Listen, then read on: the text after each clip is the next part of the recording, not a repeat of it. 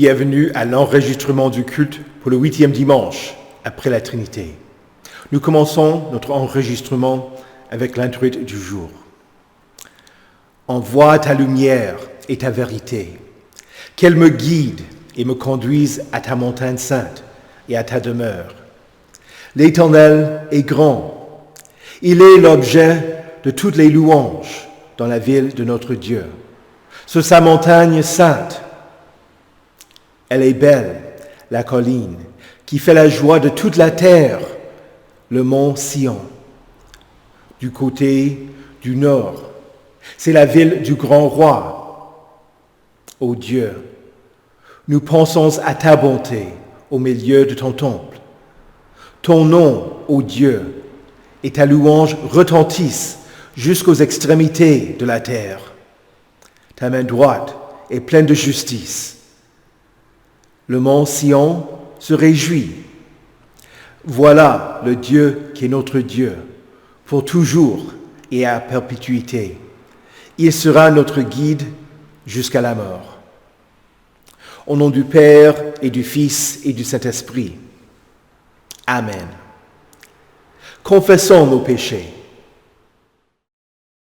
Dieu Tout-Puissant, Père miséricordieux, je confesse devant toi, moi, pauvre et misérable pécheur, toutes mes iniquités et mes péchés par lesquels je t'ai offensé et mérité ta juste colère et ton châtiment, dans le temps et dans l'éternité.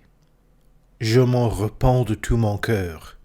Je regrette sincèrement de les avoir commis, et je te supplie, par ta grâce infinie, et par les souffrances amères et la mort innocente de ton Fils bien-aimé, Jésus-Christ, mon Seigneur, de m'accorder ta grâce et ta miséricorde. Amen. Dans sa miséricorde, le Dieu Tout-Puissant a livré son Fils unique à la mort pour nous. En son nom, il nous pardonne toutes nos fautes. À ceux qui croient en Jésus-Christ, il donne le droit de devenir enfants de Dieu et leur donne son Saint-Esprit. Nous lisons au chapitre 16 de l'Évangile selon Marc. Celui qui croira et sera baptisé sera sauvé. Que le Seigneur vous sauve, vous donne une foi vivante et vous dirige vers la vie éternelle. Amen. Prions le Seigneur. Accorde-nous, Seigneur, nous t'en supplions, l'esprit qu'il faut pour concevoir et faire toujours ce qui est juste, afin que nous, qui ne pouvons rien faire de bien sans toi, nous soyons par toi rendus capables de vivre selon ta volonté. Par Jésus-Christ, ton Fils, notre Seigneur, qui vit et règne avec toi et le Saint-Esprit, un seul Dieu, maintenant et pour les siècles des siècles. Amen. Écoutez avec respect et recueillement les lectures pour ce 8e dimanche après la Trinité. Tout d'abord l'Ancien Testament dans le livre du prophète Ésaïe au chapitre 44, les versets 6 à 8. Voici ce que dit l'Éternel, le roi d'Israël, et celui qui le rachète, l'Éternel, le maître de l'univers. Je suis le premier et le dernier. En dehors de moi, il n'y a pas de Dieu. Qui est pareil à moi? Qu'il le proclame, qu'il le révèle et m'expose tout ce qui s'est passé depuis que j'ai fondé le peuple ancien. Qu'on révèle aussi l'avenir et ce qui doit arriver. Ne tremblez pas, n'ayez pas peur. Ne te l'ai-je pas depuis longtemps annoncé et révélé? Vous êtes mes témoins. Y a-t-il un autre Dieu en dehors de moi? Il n'y a pas d'autre rocher, je n'en connais pas. Ici prend fin la lecture de l'Ancien Testament. Écoutez également l'épître de Paul aux Romains au chapitre 8, les versets 26 et 27. De même, l'Esprit aussi nous vient en aide dans notre faiblesse. En effet, nous ne savons pas ce qu'il convient de demander dans nos prières, mais l'Esprit lui-même intercède pour nous par des soupirs que les mots ne peuvent exprimer. Et Dieu, qui examine les cœurs, sait quelle est la pensée de l'Esprit, parce que c'est en accord avec lui qu'il intercède en faveur des saints. Ici prend fin la lecture de l'épître. Écoutez également l'évangile de Matthieu au chapitre 13, les versets 24 à 30. Il leur proposa une autre parabole. Le royaume des cieux ressemble à un homme qui avait semé une bonne semence dans son champ. Mais pendant que les gens dormaient, son ennemi vint, sema de la mauvaise herbe parmi le blé et s'en alla. Lorsque le blé eut poussé et donné du fruit, la mauvaise herbe apparut aussi. Les serviteurs du maître de la maison vinrent lui dire : « Seigneur, n'as-tu pas semé une bonne semence dans ton champ ? Comment se fait-il donc qu'il y ait de la mauvaise herbe ?» Il leur répondit : « C'est un ennemi qui a fait cela. » Les serviteurs lui dirent : « Veux-tu que nous allions l'arracher ? » « Non, dit-il, de peur qu'en arrachant la mauvaise herbe, vous ne déraciniez en même temps le blé. Laissez l'un et l'autre pousser ensemble jusqu'à la moisson, et, au moment de la moisson, je dirai au moissonneur : arrachez d'abord la mauvaise herbe et liez-la en gerbe pour la brûler, mais amassez le blé dans mon grenier. » Ici prend fin la lecture de l'Évangile. Heureux ceux qui écoutent la parole de Dieu et qui la gardent. Confessons notre foi. Je crois en Dieu, le Père Tout-Puissant, Créateur du ciel et de la terre. Je crois en Jésus-Christ, son Fils unique, notre Seigneur, qui a été conçu du Saint-Esprit et qui est né de la Vierge Marie.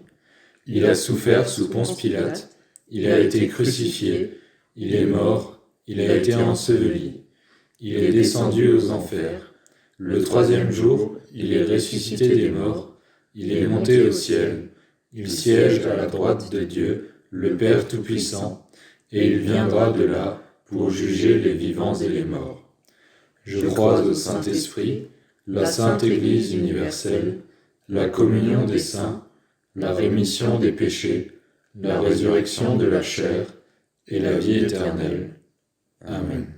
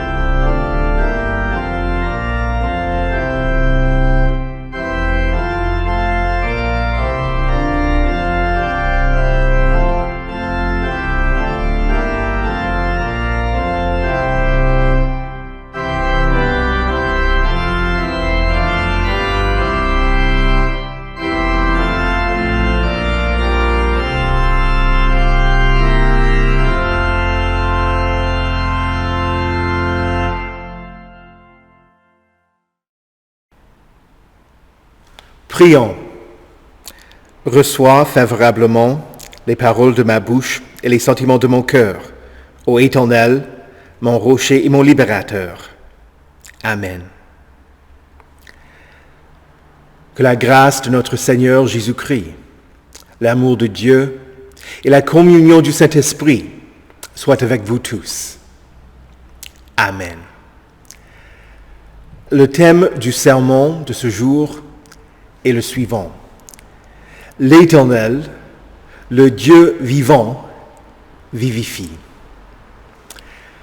Dans la lecture de l'Ancien Testament, Dieu se révèle au peuple d'Israël comme étant le seul Dieu, leur roi, leur rédempteur.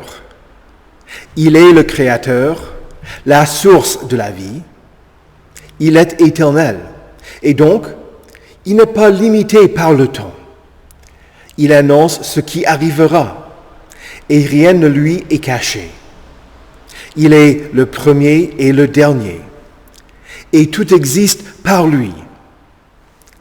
L'Éternel, le Dieu vivant, vivifie. C'est lui qui a créé le monde, a fait pour lui-même un peuple particulier. Il lui a donné vie à travers le ventre mort de Sarah, quand elle a mis au monde le fils de la promesse, Isaac. Le prophète Ésaïe annonce que l'Éternel avait façonné le peuple dans le ventre de sa mère et qu'il l'avait soutenu. Dieu est fidèle et il n'abandonne pas son peuple. Même si le peuple à qui Ésaïe prêchait était infidèle, Dieu promet qu'il allait envoyer son esprit sur sa descendance pour qu'elle grandisse et mette sa confiance en lui. En parlant de la génération à venir, il prophétise. L'un dira, « J'appartiens à l'Éternel ». L'autre voudra porter le nom de Jacob. Un autre écrira sur sa main, « Propriété de l'Éternel », et prendra avec fierté le nom d'Israël. Le peuple à qui Ésaïe parlait était infidèle. C'est pourquoi, suite à notre lecture, Dieu se moque d'eux. Dieu se compare aux idoles mortes et inutiles que le peuple adorait. Les sculptures sacrées ne voient rien et ne savent rien. Elles ne font rien pour ceux qui mettent leur confiance en elles. Les faux dieux n'existent que par la main de l'homme.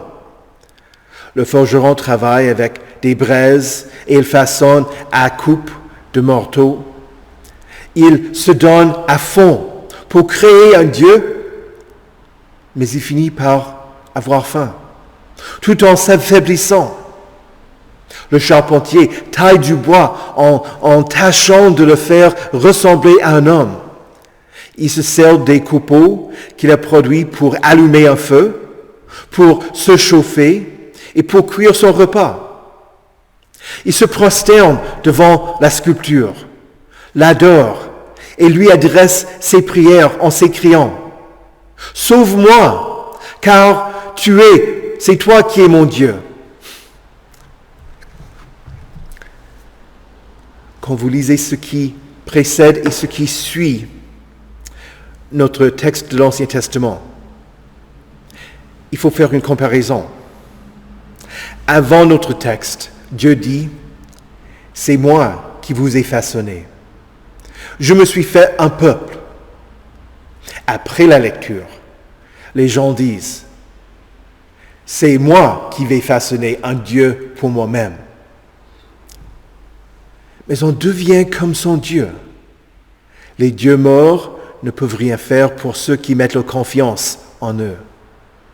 Ceux qui les adorent deviennent comme leur idole, morts. Et ils ne sont pas sauvés. Dieu avertit le peuple idolâtre qu'il allait mourir.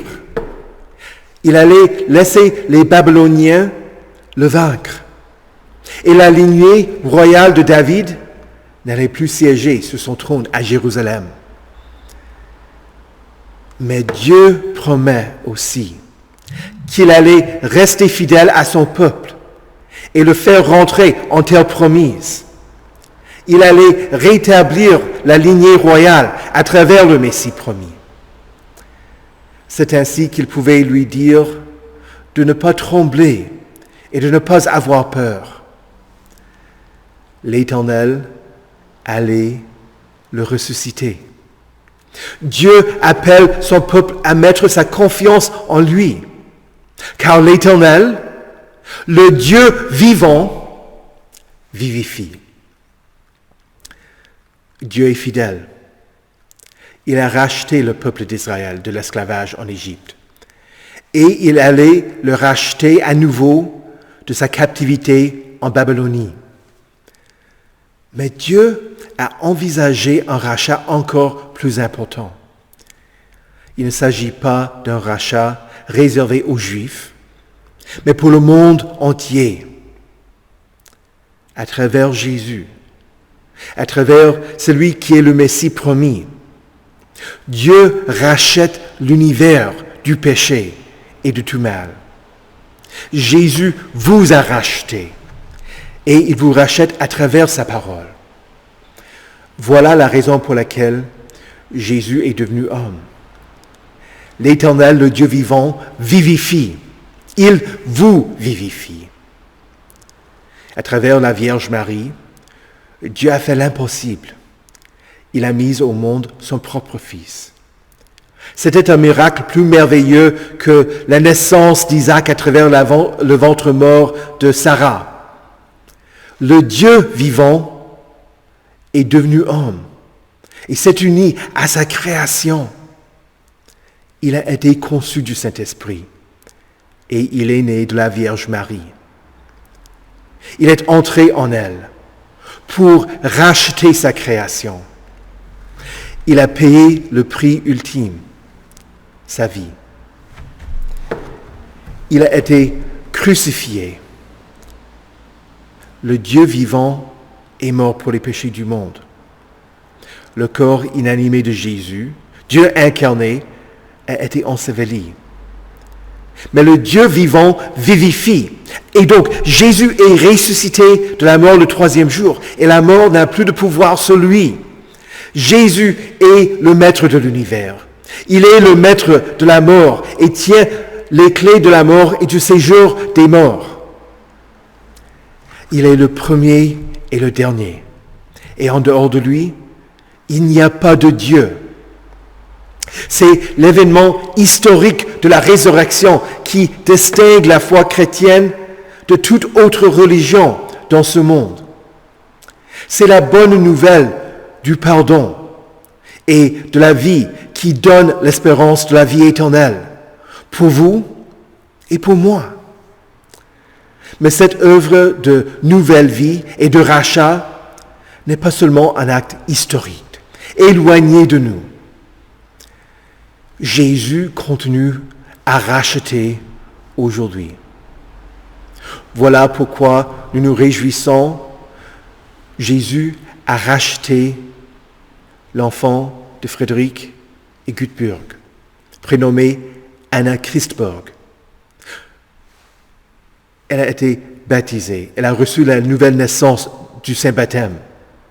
Jésus a payé le prix pour son rachat à travers sa mort. Mais Jésus n'est pas limité par le temps. Il intervient dans le temps et agit pour sauver cet enfant. Il unit sa promesse de pardon et de salut à l'eau. Sans la parole de Dieu, c'est une eau ordinaire. Mais le baptême est une eau jointe au commandement de Dieu et unie à sa parole de promesse. Le baptême procure le pardon des péchés. Il délivre de la mort et du diable. Et il offre le salut éternel à tous ceux qui croient conformément aux paroles et aux promesses de Dieu. L'Éternel, le Dieu vivant, vivifie. C'est ainsi qu'Anna Christberg vit aujourd'hui et éternellement. Elle vit une nouvelle vie, comme Saint Paul écrit aux Colossiens.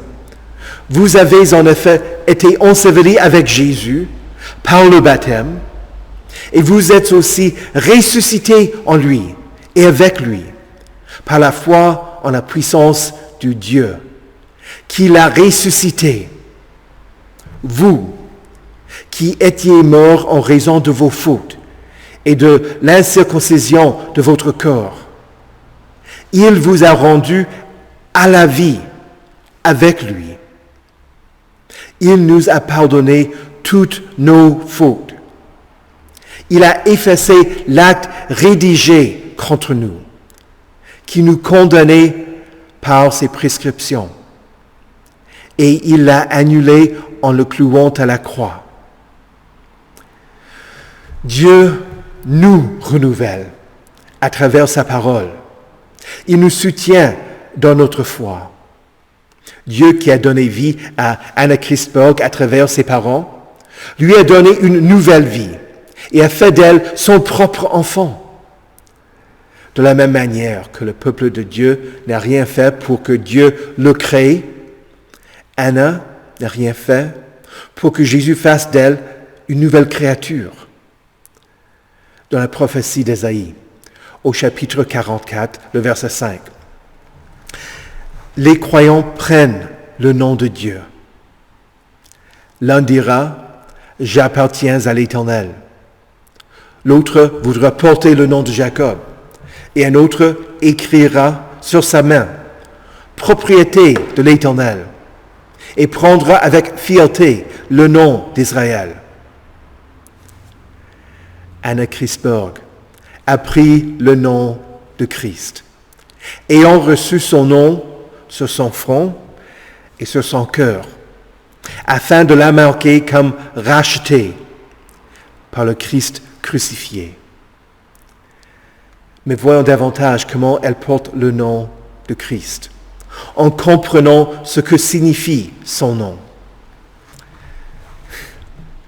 J'ai vérifié avec son père avant le culte, et il m'a dit que j'avais raison. Anna veut dire grâce ou faveur. Ensuite, le nom Christberg veut dire Christ est mon refuge ou ma forteresse. Ainsi, ce nom qui n'a été rendu public que le moment de son baptême, son nom veut dire la grâce de Christ est ma forteresse. Le nom Anna Christberg est une confession du salut que Jésus offre. Et cette même promesse est pour vous. Ce que Jésus a donné à Anna Christberg, il l'offre à tous. Car le baptême est une offre gratuite de Dieu, comme l'est son salut. Ce n'est pas que nous façonnions nous-mêmes pour que nous devenions le peuple de Dieu. C'est son œuvre. Il nous a créés. Il fait de nous une nouvelle création. Il nous pardonne. Il nous vivifie. Car c'est l'Éternel, le Dieu vivant, qui vivifie. Au nom de Jésus, notre Seigneur vivant. Amen. Que la paix de Dieu, qui surpasse toute intelligence, garde vos cœurs et vos esprits en Jésus-Christ pour la vie éternelle. Amen. Prions. Je conclurai chaque demande en disant « Prions le Seigneur ». Je vous invite à répondre en disant « Seigneur, aie pitié ». Pour Anna Christberg qui a été baptisée, afin qu'elle grandisse dans la foi au cours de sa vie.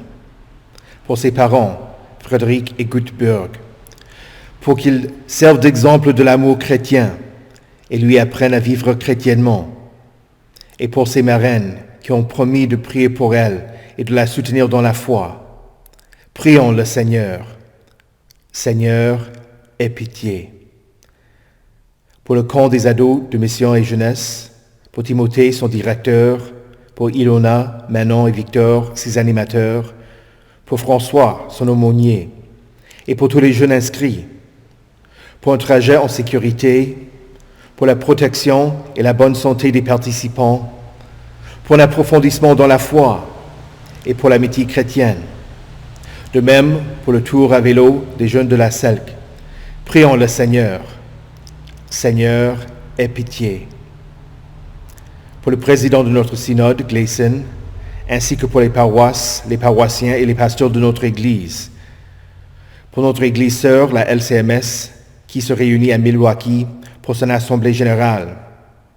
Pour les décisions prises, pour les personnes élues, ainsi que pour tous ceux qui voyagent pour s'y rendre, afin qu'ils arrivent et rentrent en sécurité. Prions le Seigneur. Seigneur, aie pitié. Pour les personnes blessées et hospitalisées, afin qu'elles soient guéries, améliorent leur situation et reprennent leur force. Pour ceux qui attendent des interventions chirurgicales, en particulier un jeune qui s'appelle Maddox. Pour les médecins et les infirmiers qui interviennent pour leur bien-être. Pour Jubilé, la fille d'un pasteur qui a la malaria. Pour tous les malades qui souffrent et pour ceux qui s'approchent de la fin de la vie terrestre, prions le Seigneur. Seigneur, aie pitié. Pour tous ceux qui subissent les effets de la guerre, en particulier pour nos frères et sœurs en Christ à Nikolaïv et à Odessa, qui ont subi les effets du conflit, y compris les dommages subis au séminaire du Synode des Églises évangéliques luthériennes en Ukraine. Prions le Seigneur. Seigneur, aie pitié. Pour ceux qui ne connaissent pas Jésus, pour ceux qui mettent leur confiance dans des idoles et dans des faux dieux, pour ceux qui s'éloignent de l'Église et s'égarent, pour ceux qui vacillent dans leur foi, pour ceux qui luttent contre les tentations du monde, du diable et de la chair, et pour ceux qui subissent les effets des addictions et voudraient être libérés. Prions le Seigneur. Seigneur, aie pitié. Pour le gouvernement de cette nation, pour l'administration des lois, pour ceux qui maintiennent l'ordre dans ce pays, et pour une société juste qui valorise la liberté, l'égalité et la fraternité. Prions le Seigneur. Seigneur, aie pitié. Ô Dieu, nous te rendons grâce de ce que l'Esprit nous vient en aide dans notre faiblesse. Nous ne savons pas toujours ce qu'il convient de demander dans nos prières. Alors nous demandons que l'Esprit lui-même intercède pour nous, par des soupirs que des mots ne peuvent exprimer. Qu'il intercède pour nous selon ta pensée en faveur des saints. Nous te demandons tout ceci à travers Jésus-Christ, ton Fils, notre Sauveur, qui nous a enseigné à prier. Notre Père, qui es aux cieux, que ton nom soit sanctifié, que ton règne vienne, que ta volonté soit faite sur la terre comme au ciel. Donne-nous aujourd'hui notre pain de ce jour. Pardonne-nous nos offenses, comme nous pardonnons aussi à ceux qui nous ont offensés. Et ne nous laisse pas entrer en tentation, mais délivre-nous du mal, car c'est à toi qu'appartiennent le règne, la puissance et la gloire, au siècle des siècles. Amen. Recevez avec joie la bénédiction du Seigneur. Que le Seigneur vous bénisse et vous garde. Que le Seigneur fasse luire sa face sur vous et qu'il vous accorde sa grâce. Que le Seigneur tourne son visage vers vous et qu'il vous donne sa paix. Amen.